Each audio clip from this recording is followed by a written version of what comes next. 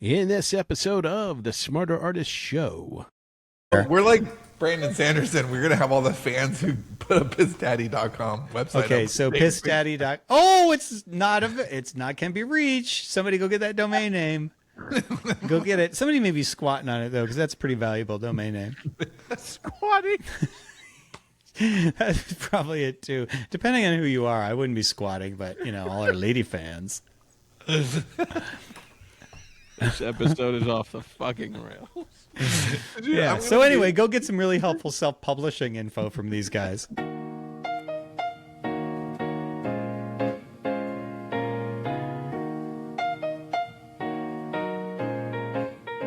Once upon a time, 3 writers helped crack open the indie publishing world. Then they rode into the sunset, building bigger stories, taking bigger swings, and learning what actually lasts when the noise dies down.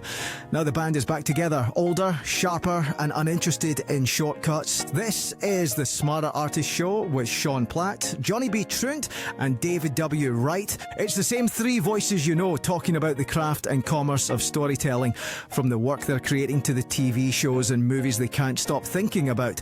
Shop talk for artists playing the long game in a creative world that never slows down. If you've been here since the early days, welcome back. If you're new, pull up a chair. You're listening to the Smarter Artist Show. Let's get into it. Yeah, I think that we need to kick this off with a very important question, which is, Dave, what is Daddy up for now? How does Daddy feel about air conditioning? Daddy's hotter than a motherfucker. There you go. And voice memo posted to Instagram. I feel like I know what I'm getting Dave for Christmas this year, and it's An air conditioner? No, it's going to be 7 shirts, each one that just says Daddy. So you can have one for every day of the week.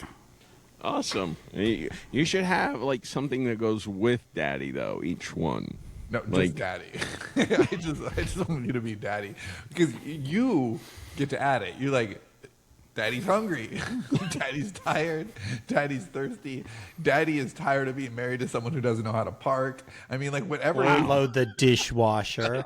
I think, could you get one that just says Daddy and then it has like a little LCD screen and he could like program it with like a Teletubby belly? Yeah, perfect. Oh, I love that. So, yeah, this is a good way to start the episode. Nice. All the millennials are like, what the hell are you guys talking about? Is Teletubbies even exist anymore? Only in my dreams. I don't know, but I shouldn't have said millennials because they're like 40 now. Like, who are the people that are, real young? I don't know. They are. I bet you the Zillennials have no idea what Teletubbies are. Zillennials. Well, I'm so Gen X that I think that's an annoying name. Zillennials. What's up with that? Nothing's cool for Gen X. Well, at least we won't have to worry about, what to call the next generation, because there won't be another generation. Probably true. Yeah, Gen Xers were jaded before jaded was cool. Yeah. Yeah, there's this thing in The Simpsons where it's like somebody says something like, oh, that's cool. And he goes, dude, are you joking? Because I don't even know anymore. I remember that. I think it was Lollapalooza or something like that. Yeah, Hullabalooza. Hullabalooza. Well, so this week... Yeah, come on, Daddy. Move it along. We should really work both of things. Just call me Piss Daddy. Oh, my God. Now I have to change all 7 of your shirts. He's already ordered them. They're already on the way. I have a good friend who... No, you don't. who started listening to the show. Or actually, no, that's a lie. They listened to one of the shows. That's enough. Yeah, I was on a call with them last week, and he's like, so I was trying to figure out your show. So I listened to one of your shows, and you should stop using that word friend. And show. And show. There was like this English guy who did the intro, and then it started, and none of you English. Who's the English guys? Did Danny record it or something? No, no. Dave did a recording we had made. Oh, okay. Dave did an intro. I don't know why he chose an English guy either, but I was like, Roll Because with Daddy likes English, guys. We've established this. it. I feel like maybe we should pivot and do the daddy method. What's the daddy method? In one sentence, Dave. What is the Ooh, daddy I like method? that. If you don't do it right, then you get a paddling, Wow. a spanking. You know, anyone that had any fear that this show would become too useful. It's too corporate. No, there is such a thing as too useful, and we're not it. Yeah. No. Any something cool? We'll let one of you fuckers go I'm gonna first. take the low hanging fruit and go with what I'm reading right now. And this is not this like I'm not introducing anybody to anything on this. Is it the daddy's guide to something? It's Daddy's Guide to Masturbating in Public. Is what it is. You can get it on Audible only. By the way, if you masturbate in public while wearing a shirt that says "Daddy," you'll get special white glove treatment by the police. life is over at that point. No, it's I finally hopped on the Dungeon Crawler Carl bandwagon, and I'm torn between thinking it's like I enjoy it and being insanely jealous because I'm just like, you know, he's one of us, right? Like, but except that he's a bazillionaire now, and everybody knows his name, and nobody knows who we are. So, but I am enjoying it. With all of that said, I've still not read it, but I have heard that it's amazing. it's really good. It's lit RPG, and it is Dungeons and Dragons the book. Right, like you might as well get out your graph paper and a pencil because otherwise you're not going to be able to keep up with the hit points. Isn't there like a talking cat? Yeah, there's a talking cat. I could blow why that's a talking cat and why it's kind of funny, but I don't really want to do that. Let people experience it themselves. Okay. What's your something cool, Dave? I just told you I was letting you all go. I don't have something cool. God damn it. All right, well, you think about something cool. Well, No, I'll Daddy tell doesn't you have to do something your shit. So I just went to this group that I belong to, and we meet once a year ish. Is and it Eyes Wide Shut? Yes, it is. It's Eyes Wide Shutter, actually. It's Eyes Wide Shutter Island is where we meet. And it's fun. It's a bunch of entrepreneurs, and everybody's in different industries, and so it's really fun to just talk to smart people who are doing cool shit in different ways. Does anybody call themselves Daddy there? No, you're kicked out of the group if you refer to yourself as Daddy. It's like auto. So I'm not getting an invitation. No, it's auto eject. But one of the people in there. So this is an event that I'll be doing later this year, actually, and it happened. This isn't something I'm like talking about to sell this event. Because this event will go it's not really for storytellers. It's for entrepreneurs. But it's the location that I want to share with you guys because I think it's really, really cool. So this guy, he lives in Ireland and he owns a castle. And the castle that he owns, he just bought it like a few years ago. And it was the place where C.S. Lewis and J.R.R. Tolkien used to meet and hang out. And if you map the acreage in the, there's I think, I forget how many acres, but there's a bunch of acres. 666. Yes. So there's 666 acres of Celtic forest around the castle, and if you map it, it's the Shire, and that's just really, really cool. And so apparently this place is very magical. I mean, you can feel it the moment you walk in, and I'm just really excited to do this event there. You're gonna go there and look for hobbits. Yes, I am totally going to look for hobbits. It was going to be we were probably going to do it next year, a full year out, because it's a very small town and there aren't a lot of there's not a lot of lodging, and so it turns out that there was 1 week this year in fall where there just happens to be some vacancy, so we just moved fast on it. So I'm pretty excited about that because I really like designing and selling things that I would buy, and I would totally buy this. A castle? No, I would never buy a castle, but I love the idea of a. This guy, his name's Philip. Philip McKernan is his name, and he's all about telling your truth and telling your story, and I'm just very much resonate with those ideas. So the idea is we're helping people figure out what their core stories is and how to tell their core stories in a cinematic way, and how to be able to use those stories in various circumstances. And so it just seems like a really cool event and a really cool place to have the event. And it was just really fun to like sit over breakfast and come up with this, event in this location. And so that's my something cool. I do have something cool now that I think about it. Yes. So, my son's never really been into like movies in the way I have been, or I feel your pain. Stories. Yeah, but he does. He loves music, and he listens to Apple Music, and he started listening to or watching. I don't know if it's a video or a audio or both. I think Zane Lowe does like interviews with people on Apple Music, and every now and then he interviews actors. So my son somehow ended up watching one with Seth Rogen and Martin Scorsese. So he checked out Seth Rogen's show, and we watched it together. You mean the studio? Yeah. Oh, that's a fun awesome. show. Yeah. So, and that show's just so fucking meta, and he in the was most enjoying. wonderful way. Yeah, and he was enjoying it, and then he wanted to watch, Seth's other show, Platonic, which we started. I just finished that last episode of that second season last night.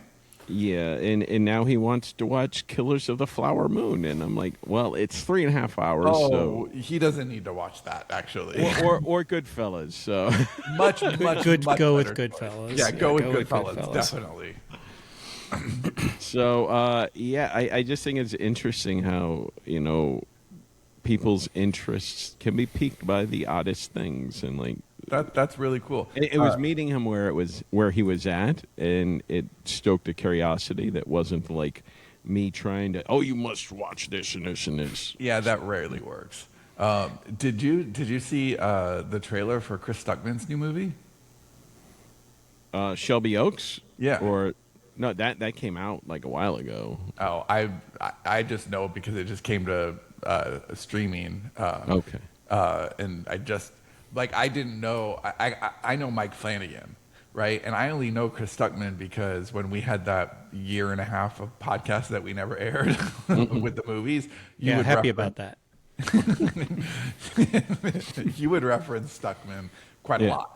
And so that's the only way I know him. There's a couple of times you sent me links to reviews. I think it's really cool that this YouTube movie reviewer got a micro-budget horror movie made and very successful, and now it's on streamers, which is the only reason that it hit my radar. I didn't see it. I was going to go see it, and it wasn't in the theater long enough here because I live in hell. Actually, I wanted to back his Kickstarter, but that's like at the time that we lost fucking money and shit. Oh wait, did he do a Kickstarter for the movie? He started with a Kickstarter, and then it got picked up. So Do you know when Flanagan came into the story? I don't remember. Probably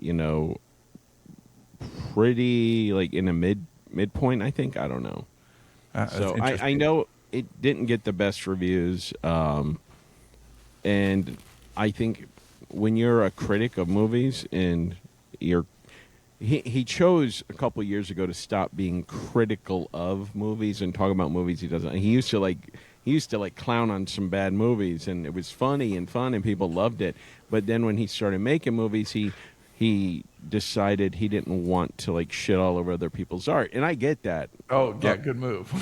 But a lot of his fans didn't like that. They're like, "Oh, he's sold out, and now he's not speaking, what he really thinks." And I understand both points of view. I understand the entertainment value, but I also understand as somebody that I like to shit on bad things, but I don't like to shit on something where somebody is clearly trying. And I don't want to ever prevent somebody from taking that next step. I got to stop you there. And you're going to say Birdemic. Yeah, have you seen a little movie called Birdemic? Because that dude clearly was trying. I mean, to be clear, it's much, much funnier if you fail if you're trying. But he succeeded anyway. I mean, that succeeded. movie, Just like Tommy Wiseau succeeded. And this show is good. he got a sequel. He's probably got like a whole line of shows that we don't even know about coming to Apple TV or something. Can you imagine if Apple TV starts doing that? Oh my God. Man, I would love him to get a development deal with Apple TV. He's going to be at Sean's event. Anyway, Stuckman kind of got like his movie got a little tore up. Some people liked it, some people didn't. Some people thought it was kind of basic. I haven't watched it yet. I'm going to, though. I am looking forward to it. I am going in with lowered expectations just because of what everybody said. I do admire the fact that he took his shot, and it's his first movie. I'm sure he will do another one, and he will. Yeah, I feel the same way. I haven't even seen it, and I'm like, good for you, man. Like, that's yeah, awesome. I genuinely like him, and I think it's probably somewhere in the middle. Like, it's not as bad as the worst people say, and it's probably not as great as you might hope for the first movie. But I've only seen the trailer, and which coincidentally was sent to me by my friend who doesn't understand this show. It was like, what's up with your show? But it was in the context of micro budget horror. So he sent me the link and said, this does not look like $1 million movie. Like, and part of that is, the wizardry of Mike Flanagan, but it's just an intelligent use of budget. I just have mad respect for that. Dave, would you describe your everyday life as micro budget horror? I would say it's macro budget horror. They pull out all the stuff.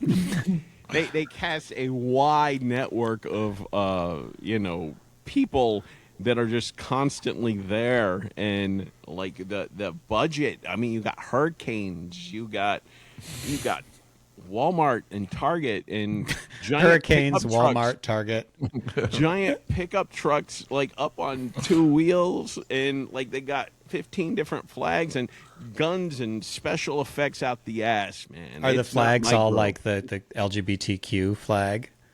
No, it's not that here. It's the opposite of that. It's, you were just horrible. Yeah, I know. I sort of figured. I like to picture that if you were to rotate Dave's camera 45 degrees, that there's like a 13-foot Satan just casually sitting in the corner. Like maybe the beast from Legend with the huge horns or something. Like, yeah. He's masturbating while wearing a shirt that says "Daddy." That's right. That's right. Daddy Satan. Thank you. All right. Well, now that we got that out of the way. Whew, on that note, that's our lead in. It's a natural Yeah. segue. Let's talk about what really matters, and that's back matter. Sean. Oh, snap. I see what you did there. Okay, so back matter, if you don't know, and I can't imagine you don't if you're watching this show, unless you're just, Sean's friend watching for the first time, and maybe you don't know. And in that instance, I'm Every sorry. episode, we got to make sure that dude never listens again. So back matter is how you close your book out. Like, do you link to other books? Early on, like we had to join our mailing list. No reason to join whatsoever. Just that was the thing to do, join the mailing list. And that doesn't cut it. One of the things that's talked about in Smarter Artist is, does your back matter actually work? You mean in the Smart Artist method? Yeah, the Smart Artist method. So do you want to talk a little bit about that and how we fell short? Yeah, just for a little like context and framing. So Because I am horrible at that, and I'm leading a show. That's great. yeah, you'll get better. That's the hope. So You got this, Daddy. back matter is everything that happens after the last sentence of your book. So a reader's just finished. It's not just where to go next. It's the author note, acknowledgments, your mailing list pitch, what to read next. And most creators, including us, many times along our path, have treated that as like a thank you page, where really it's the highest leverage real estate that you have in your entire book, your catalog. It's what kind of can build roads to other properties that you have and kind of sew everything together. And if you think about the mindset of a reader at that point, they've just finished your book, right? So that's the warmest lead that you're ever going to have. Assuming they like the book, they're already there. So that next 30 seconds that you spend with them determines whether they buy another book of yours, whether they sign up for your list, or whether they, close their phone and forget that you exist, which is kind of the worst thing that could happen to any of us as creators. It's like one of the reasons that we did publish so much early on was because of the thought that the worst thing that could happen is a reader falls in love with you and there's nothing else for them to experience. So part of that is creating bingeable content, of course, but also you want to make it easy for them to experience the other stuff you have. And generic CTAs are like the worst thing you could do. So thanks for reading, sign up for updates, which Dave alluded to. That was kind of like one version that we had. That totally wastes the moment. Specific CTAs, if you love this, here's the next book in the series with a direct buy link. That's much, much more effective to what you want to do, right? So think about books that know each other, right? That means that the reader's never lost in your catalog because every book you have points somewhere. And you're making the path forward for what they need to do obvious. And if you do that every time, then there's absolutely a compound effect to that behavior. I think the Smarter Artist method forces you to look at books in general, your website, your back matter, and all of that. It's kind of like a roadmap. You are here, and where do you want to go next? And so many of our older books, it wasn't like that. We were looking at the book Crash. Yeah, but we talk about why that book was so it was so creatively and commercially expensive for us. It was one of the bigger mistakes we made, and it wasn't writing the book. The book itself is great, and it's actually done a lot for us. But it's our first script that we sold. Yeah, but we also made a lot of mistakes with that book. And this was like right after we had written, I think at that time, 6 serials. We were just fucking going full blast. And it was tiring. I'm going to go with the hamster wheel because I don't do bathtubs because I'm not Sean. But you're missing out, man. We're running for a straight year and a half, 2 years, just constantly churning out serials and books. And while I enjoy all of those, and to varying degrees, I'm proud of most of the work we did early on. I was very tired, and I needed to do something a little more personal. Didn't realize it would take like 7 months or whatever, but it was a standalone book that had nothing to do with... At least it was a really long epic. A really long epic. Like 40,000 words.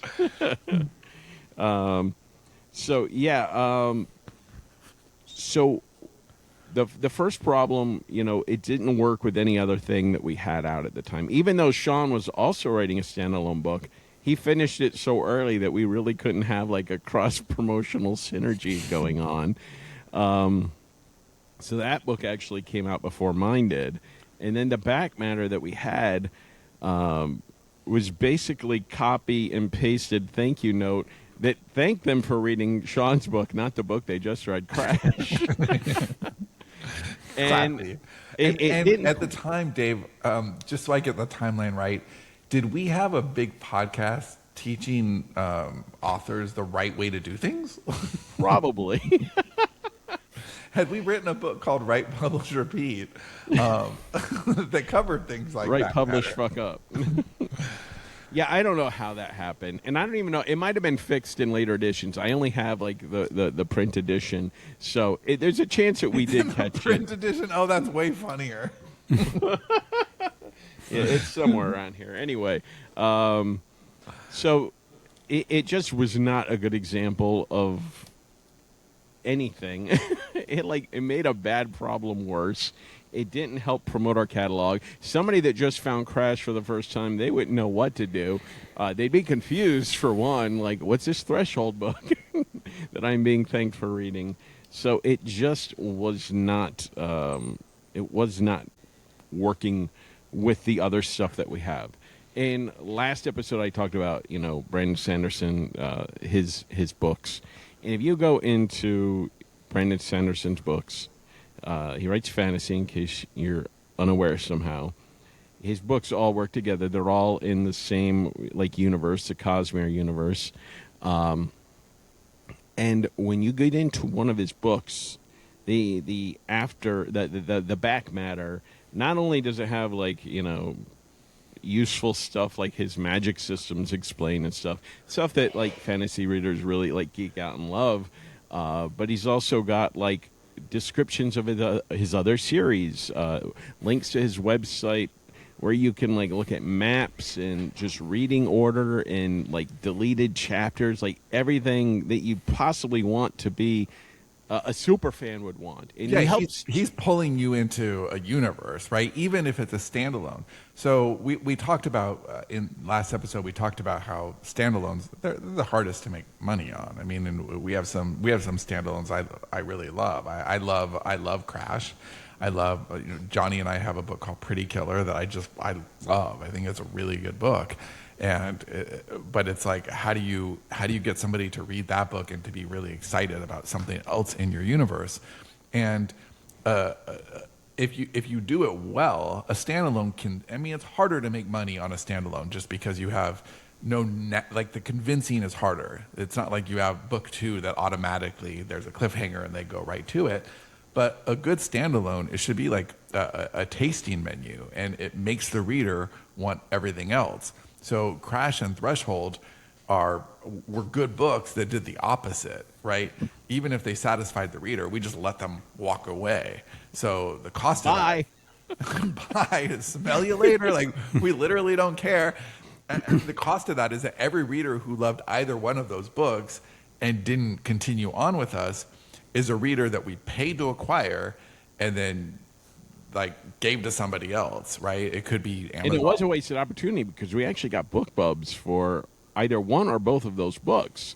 So that I don't think we ever got one for Threshold, but we did get one for Crash. Right. And that was a prime chance to like really expose people to our other stuff. And they might not have ever read our other shit because, it was serials, and some people just don't fuck with serials till it's all done. Right, but whether we had a serial or an anthology or a series or another standalone, it doesn't matter. The fix isn't writing more standalones. The fix is making anything that you have, all your existing standalones, you should point them to the next logical read in the catalog. And that's not a list of, here's all the things that I read or I've written, right?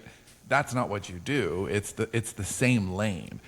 You want to point to a book that's in the same emotional register and then put a direct buy link. So at the end of Pretty Killer, it's, hey, what do we have in our catalog that's the same kind of basic emotional experience? And that's a little harder for Pretty Killer because in mine and Johnny's catalog, it's singular. Like, it is definitely its own thing. But we could look at, in fact, Johnny, I don't know. I haven't even seen any of the back matter since you kind of redid everything. What does the back matter of Pretty Killer do right now? It's either the target or winter break. Okay, that's great. See, both of those are like standalone thrillers that have at least adjacent emotional registers. Winter Break is probably the better pick out of those two, but either one would work for various reasons, rather than like sending them to a list of, here's everything I've ever written, or here's Unicorn Western because it's one of my favorites, or here's The Beam because it's really complex, or here's writers Gore because it's the newest. Yeah, right? Writers always overestimate how much work a reader is willing to do. Yes, I think that's true well across the board, but I think it's especially bad with artistic types like writers, because we're like, we love it so much. Oh, they'll work to figure it out. They loved it. So, no, they won't. They absolutely won't. So if you don't tell them right away, 99% of people are going to be like, I got shit to do. On the heels of that very important point that I just made, because I feel like I earned the right to ask a very important question about some shit that you guys were saying. So I need you to explain to me how the hamster wheel and the tub are equivalent metaphors, because in my mind, you don't. It's not like you get in a tub and then you have a vicious circle. So can you please explain that to me? I mean, everybody's got to know. Like, writers need to know this stuff. Well, it's not that it's a vicious circle. It's that you never get results, right? So you could just keep filling it and filling it and filling it. But if so it's a leaking bathtub, it's not a think tank, because I would argue that in a think tank you're definitely getting results, right? Oh yeah, no, it's a tub where the stopper's not in. So no matter how much you fill it, no matter how much effort you put into filling the tub, I think the problem is that you have several bathtub related like anecdotes, and they tell different stories. Well, so you're going to need to get like something long else. hair that gets in the drain, and then the water does fill up. Even it doesn't drain as quickly then, so you could just flood the whole bathroom. Yeah, can we change this to like a sink, or like an aluminum tub or something like that? All right, fair. Because the bathtub is so mired in lore. I'm just saying. Yeah, fair. Yeah. I do prefer the think tank. But the takeaway that I want people to prefer understand, a toilet. we did this. We did this with Crash. I feel like Crash was a great standalone. Like it was a 5-star read that kind of ended in a reader coma. They were just like, whatever happens to you, we don't care.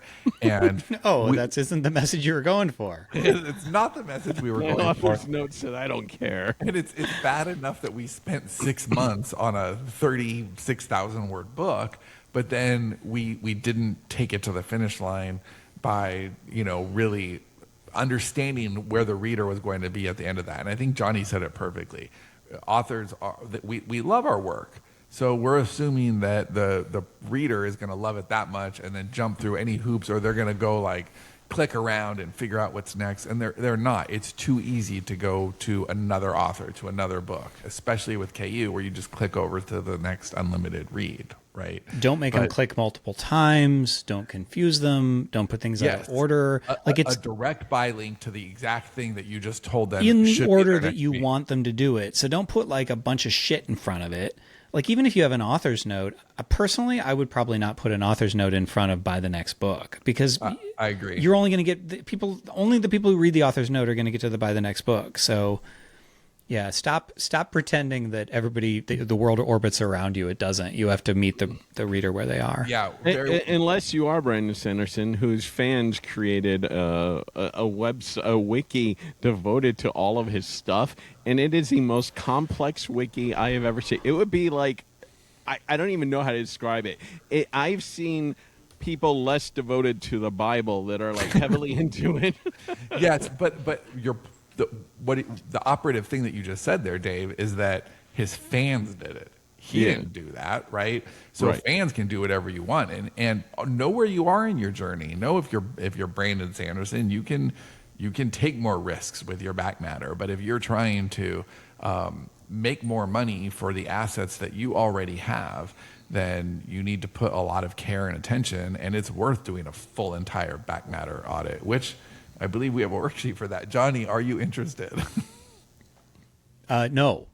Oh, wait. You should have some sort of an ad read about that. Dave. Where the hell did my ad read go? Hold on. You don't need it. You just vamp. It's an ad read for the worksheet that you created. Yes, it's a worksheet that will help you work.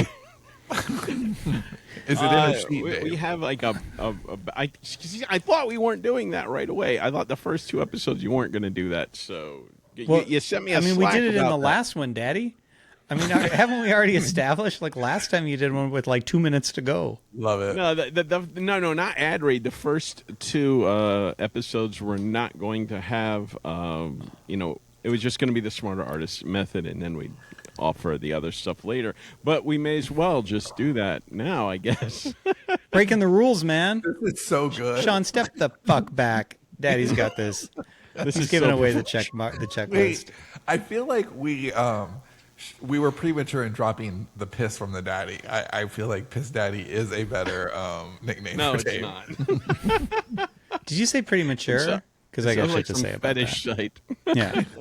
Hold on. I'll bet pissdaddy.com. Don't Google that, folks. I want to see if is Piss Daddy. You're gonna find me on the front. Okay, hold on. Let's use incognito mode before I go there. No, we're like Brandon Sanderson. We're gonna have all the fans who put a pissdaddy.com website. Okay, up. so pissdaddy. Oh, it's not can be reached. Somebody go get that domain name. Go get it. Somebody may be squatting on it though, because that's a pretty valuable domain name. Squatting. That's probably it too. Depending on who you are, I wouldn't be squatting, but all our lady fans. This episode is off the fucking rails. Yeah. So anyway, go get some really helpful self-publishing info from these guys. Quick break to tell you about something that will actually help you. Last week, we released... No, this week we're releasing a back matter checklist. I like that you're fulfilling the promise of a bad ad read. It's That's so great. bad. Exclusively for Dispatch subscribers. So head over to smarterartist.net/dispatch. Sign up, and it's yours, along with the free copy of the Smarter Artist Method, assuming you didn't already get it. So if you're already on the list, just to clarify during this bad ad read, you're on the Piss Daddy list. if you're already a fan of Piss Daddy, well, you don't need to sign up twice, right? Like if you're already getting the Dispatch, you will automatically get this worksheet. Is that correct? Piss Daddy's a song by the Piss Boys. It's on Spotify. Shit, all the results are that. Johnny's Awesome. gone off the rails. Yeah, I mean, this is just stuff I already have bookmarked. We'll get to it later. Dave, are you going to link to the Piss Daddy in the Dispatch, or with that? Yeah. I'll do a deep dive. Awesome. Oh man, I'll bet the Piss show Mommy cannot has be a saved. site. Wow, I don't know what to do now. Just give up. All right, and bye. Okay, well, we could talk about what good back matter looks like, or we could talk about. I think there are a few problems. We talked about standalones, anthologies, like those are hard, right? Anthologies, aging series. So we had this with quite a lot of our stuff. It needs a lot of overhaul. You have something like Yesterday's Gone, where we wrote it like a million years ago. And we, keep putting new stuff out, and we don't necessarily go back to the old stuff and then update all the back matter. And then we have a dead link problem. And I think that's something that, actually, Dave, you have a dead link story, so why don't you tell that story? Oh God, it's about my website. Yes. Just go through the index of your life, a dead link, but skip all the other dead entries. Yeah, so my main website, my fucking name URL that I've had forever, it was set to auto renew, but it didn't auto renew because I think the card I had expired or whatever, and I don't open my email, so I never got the notice. I just went to your website. It now redirects to pissdaddy.com. I wouldn't doubt if it does redirect somewhere awful. So yeah, I don't have that website. So now, like, everything that links to that website is, going to some fucking squatter that has my website, and God only knows what's on there. Is it davidwright.com? Yeah. Is it? I mean, is it a squatter? Like, can you just grab that? Somebody already got it. Like, so there's people that watch when domain names that have like a certain cachet or history, like length of time. Yeah, it just goes to a 404. They fucking snap them up. So someone's probably going to turn it into a piss fetish website. I mean, let me go to my favorite site, gowhat.com, trying to find out websites. Can't remember. Daddy. Yeah, domain taken. I can't imagine it's worth that much, like $300, and then for like a $400 total, I could have pissdaddy.com. And David W. I'm gonna look it up while I'm here. By the way, it's $100. I wish it was March 29th, because then I'd have like 2 days to pull off the best April Fool's Day for Dave ever. Pissdaddy.com also not available. You can pay a broker $99 to find out how much it's worth. However, you can get pissdaddy.net. That's still awesome. available, and that's almost as good. No, I don't want .net. How about .org? Because Well, then there's it sounds pissdaddy.piss. They keep then it doing sounds new. like Yeah, it's an organization. Or edu.edu. There you go. All right. How about pissdaddy.info? Well, there went my worries that this podcast would become too useful. You should send this one to your friend. Yeah, definitely. Well, this is like the first episode of Black Mirror. We're just going to make sure we trim the tribe. Oh, my God. All right. So So yeah, I have, and I need to either pony up money for that domain, which I am not going to do, or just start another domain name, and yeah, so it's fucking bullshit. I lost two domains. The other domain being a comic. that in it of itself is a problem. Just staying on top of it, and like, or I guess the problem is that you let it expire and all of that. But the other problem that is more addressable for the people at home listening who have nothing to do with piss daddies is it's updating the back matter, because we had no system in place to go check on our old back matter and check on those links. And so we didn't even have line of sight to what was clearly a problem for, I mean, how many years? I actually don't know the answer to this. How many years would you say that you haven't had that domain and this has been a problem? Oh, no, it was just this year I lost it. So. Oh, okay. All right, well, that's not terrible. It's better than some of the other problems we unearthed. but it's still like we need mechanisms in place. And I think anybody listening to this, once a year at least, do an audit. Like, go through your back matter and say, how can I improve this? What new content have I written that because maybe you wrote a standalone and there was a place where you're like, okay, this is the very best place that I can send this reader now based on the criteria. It's 7 years later, and now you've written a new standalone that's like really in the emotional register. Well, now you want to change that back matter. And maybe you do it when you publish the new book. You take the time to go and do that. That's the optimum way to do it. But at the very least, once a year, go through all of your books. And it gets harder the more books that you have, but also it gets more profitable the more books that you have. Yeah, I noticed when I was going through other people's books to see, how they did it right, like successful authors like Colleen Hoover and Frida McFadden, Brandon Sanderson, all these people that are like the top of their game and they cross-promote their stuff very well. I think it was Colleen Hoover, like the back of one of her books, like after you finish it and it's like keep reading here to the next one and you click on it and you go to a page, it's a publisher's page, she didn't do it, it's like whatever a publisher is, Hachette, I don't know. But it says, thank you for reading the book that you just read. Like it has the actual title, not another title. It's specific. That's a ninja move right there. Yeah, and the website though, it's like it's not static. It shows a preview of like a chapter from a book that's coming like October 2027, but then it has an author bio, and then it has like 4 books or so that you can like dive deeper in her catalog. So it's almost like a business card that exists on the internet that she could, or the publisher could actively update. And that was like a really good example of it being done well. Yeah, I love that. And I mean, Colleen Hoover's a genius at a lot of things. And the cool thing there is she's not really doing anything fancy. She's just respecting the reader's appetite enough to feed it. And, most of us, we serve dessert and fuck off. And that's not the right way to do it. Yeah. So I wanted to ask Johnny, actually. Like, yes. How you're like hands-on with your audience. You're like meeting them like a fucking psycho, risking being kidnapped.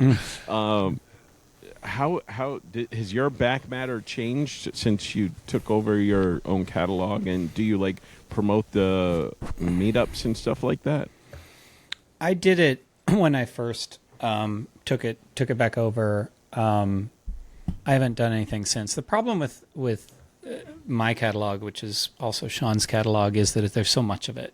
So it's just a ton of work, because for any given book, not only do you have to do the work to figure out what to pitch them and get the links, and sometimes you want a redirectable link and all that stuff, but you then have to do it to all the places that it's published. So, I mean, for me, that's Amazon direct-to-digital, Google, my own site, through BookFunnel, and then all the paperback formats and Ingram and my site and wherever else, and with the various publishers that I use, printers that I use. So, and then multiply that times how many books, right? So it's a huge, huge task. I did do it originally, and I mean, the next book is the most important. I did put a newsletter sign up. I don't know how many people use it. It's incentivized, I think. I don't really remember. But it's weird. It's like I have a harder and harder time getting email engagement, and I don't know. They're reading, but they aren't necessarily replying. So it's real hard to tell. The like meeting people in person and stuff that's a function of list, not a function of back matter. So for me, anyway, I mean, I probably could do that. This is like a deep rabbit hole, but I don't really want to go down it unless you want me to. But the people who buy books in person seem to be different people than the people who respond to email list stuff. I think it's worth spending a minute there, Johnny. What do you mean by that? And well, this just goes under. How do you leverage it? Well, I mean, those are two questions, and I have a better answer for one than the other. But again, this is the exact same thing I was talking about before. Readers or writers tend to feel that readers will figure it out, that readers are the way we assume, that readers will behave the way we want them to behave. Oh, I want them to buy this next, so I'm going to give them the steps to buy it. None of that's true. Like they're on their own agenda. They have their own lives. They think their own ways, and their psychology is usually very different from the way that people actually, that writers think it is or want it to be. And just one more manifestation of that is, and I think other people who sell live will tell you this, that like convention buyers in particular tend to be convention buyers. Like they will wait, come back next year. Okay, I read those books. Give me 5 more or 10 more, or whatever it is. So it's not like they consume what you get, enjoy it, and then will go and see what's on Amazon. Like well, it's infuriating when they go to Amazon because you're like, dude, buy from my store. But that's another perfect example of like Jeff Bezos stealing shit. Right. It's like, I mean, and by that, I mean his brand equity that he's built. It's actually kind of genius that people would take a super high friction move to go find you on Amazon. But that doesn't, in general, I find that doesn't really happen a lot, is that people who bought from me in person, if I'm adding to my list, I don't usually find follow on from those people. Usually those people I will see again at another event. So it's a different pool. But that's exactly what I'm talking about, is we treat everybody as if they're the same. And a convention buyer is different from a different kind of live event buyer, like an artisan market or a street festival, which is different from like somebody who finds an ad on Facebook or something, which is a different buyer than the person who goes into Barnes & Noble, which is a different buyer who gets ebooks, and which is a different buyer from the KU buyer. And are you seeing this a lot more, like, because you've been doing this for a year plus? And so is this stuff that you kind of understood just in a vague way when you first started to do it, and now you're really seeing the differentiation? Or like, does it become clearer over time? It's more that I'm confirming it, and I'm not like doing heavy statistical analysis. So it's possible it's just confirmation bias that I'm assuming this, and therefore I see it to be true, because it's not like I'm running analysis. But it does seem anecdotally to be true, and I find that the behaviors the things that occur confirm that I was right more than they confirm that they're wrong. But like this, again, this whole thing of us assuming that buyer behavior is the way we want it to be, or that we assume it to be, is just so fundamentally flawed. Like, I think I'm going to write a book about it. But that's just one of them. Like, oh, well, you bought from me at a street festival, so here's my next free ebook to join my list. Well, they probably don't give a shit about an ebook. I had somebody that I was doing like SMS marketing with, and it was just like a standard SMS thing. And this woman replied and was like, no ebooks. And I'm like, whoa, I didn't even know that message went out when she signed up. She was like kind of angry about it. But like, that is a paperback reader, and realizing, and this is probably too complicated to get into, but I'd be happy to talk about it if you... Staying on that, is that like an identity thing? So like somebody who like takes pride in just reading print books is like offended that they would be lumped in with the ebook crowd. That lady seemed to be, but I also think she might be, you can't read emotion all the time over text That's why or I don't email. meet people. Right. So like anytime somebody capitalizes everything, that immediately sounds like shouting, but it might just be that's just how some people type, or they're blunt. And like if you were to meet them in person, you would see subtleties of the way that they speak and talk and that sort of thing. But prices are different, like the prices that they're sensitive to or not sensitive to. older readers, which tend to have Venn overlaps with certain types of genres. So like certain like cozy mystery readers are older, and a lot of the older people want an ebook specifically because they can increase the type size. And that's the sort of thing that a lot of writers just don't think about. We're like, well, I have great paperbacks, or I'm running a Kickstarter for a special edition. And it's like, good for you. This reader doesn't care, no matter how much you care, you know? But I'm happy to talk about because I think that sort of stuff, that like buyer psychology and buyer journey, I think is stupid important the minute you get off of Amazon dependence, which again, I don't care about Amazon at all. I put no attention into it. My books are there, but I pay no attention. Absolutely agree. And those are overlapping things. So like, even though you're not thinking in terms of expansive IP and you are just thinking in terms of books, that is exactly the kind of thing. Like if you are thinking in terms of expansive IP, you want to be off, the Amazon dependency. So that kind of stuff is super important. Well, I mean, the Reginald the Vampire lead, the Fat Vampire, that didn't happen on KU. It didn't happen on Amazon. It happened on Apple Books. So that's a data point of one. But in general, the more that I'm able, like little things, when you're doing, well, this isn't a little thing, but if you're selling direct, like Amazon is super optimized. Amazon is ridiculously optimized. And all you have to do is say a book and they like, oh, okay, I know what to do. I know how to buy there and will do it. But like when you're creating your own site, you have to think about every stage of the journey. How many clicks are there? How obvious are things? Where did you put something above the fold or below the fold? What aren't you thinking about? Like, oh, I don't know how to download ebooks to my device. Well, you need to address that somehow in an obvious way. So, all of that stuff. But anyway, I'm getting off topic, but that the idea of we are habitually not in our customers' heads, we're in our own heads, is, I think, a huge mistake. So what's one thing, like, let's all tell the listeners what's one thing that they could do today to improve their back matter. What would you suggest, Johnny? I guess I'll pivot off of what I just said, which is not a specific thing, but to try to look at it the way a reader might look at it, not the way you would look at it. Now, I don't know a trick for that, but like if you get to the end of your story and you're like, oh, I really want to share my influences for this book, so I'm going to put an author's note and then I'll put my back matter behind that, like my buy the next book. I mean, the author's note is back matter. Then you're kind of being dumb, right? Like that is not the way that a reader thinks. A reader who will read the author's note might be a better converting buyer once they get to the CTA, but most people don't even read it and do want the next book. Yeah. All right. Well, I say the one thing they should do is just go to smarterartist.net/dispatch. Fucking sell out.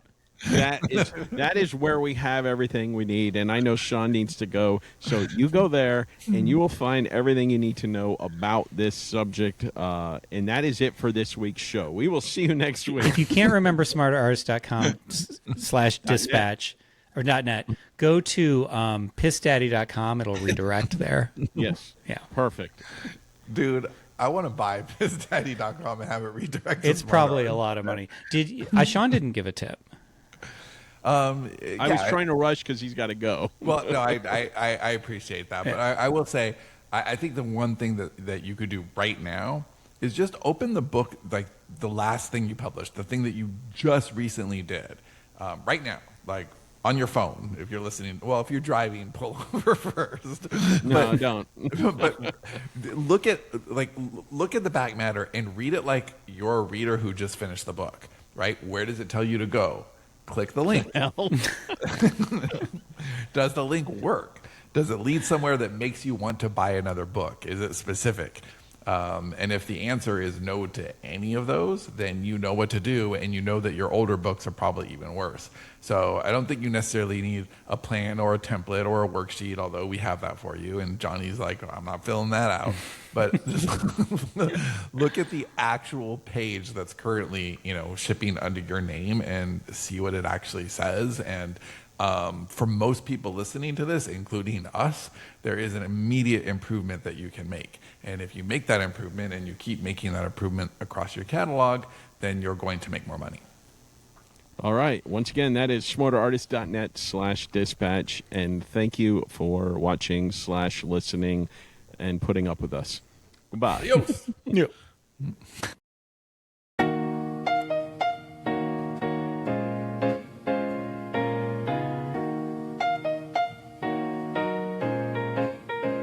They chase the spark, we own the dark. They feed the scroll while we leave a mark. No tricks, no hacks, just the code they lack. Yeah. We stay on the rails while they fall off the track. Smarter artists never die. Yeah. We don't lay stone for spectacle, don't frame for applause. We build the boring way with discipline and pause. They expect the penthouse view before the footing is set. A crown without calluses, a win without sweat. The craft is in the mortar, not the hunger for more. Not the facade that cracks with a hollowed out core. You want the trick, it's tedious, it's thankless, it's true. Show up with intention till the structure starts showing you. They go fast, we go far. Paper planes versus iron bars. They chase spikes, we stack days. We build the house that never fades. Let them run, let them fly. Smarter artists never die. Yeah. Yeah. They chase vanity metrics that die at the peak. We pour the slow foundations while they sprint for the streak. We don't rent out retention to whatever blows through. We're setting corner posts for storms they never knew. We're not racing to the ribbon, we're widening the base. Let the footing fully cure before the frame locks in place. Every draft's another course, every session's a beam. We're not chasing momentum, we're constructing the dream. They go fast, we go far. Paper planes versus iron bars. They chase spikes, we stack days. We build the house that never fades. Let them run, let them fly. Smarter artists never die.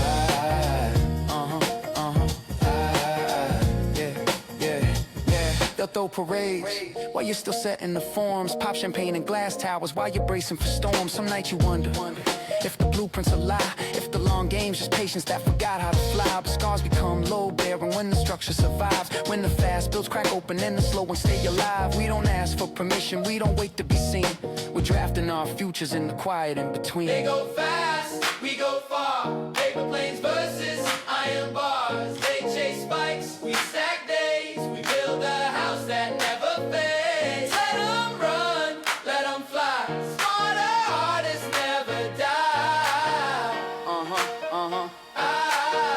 Yeah.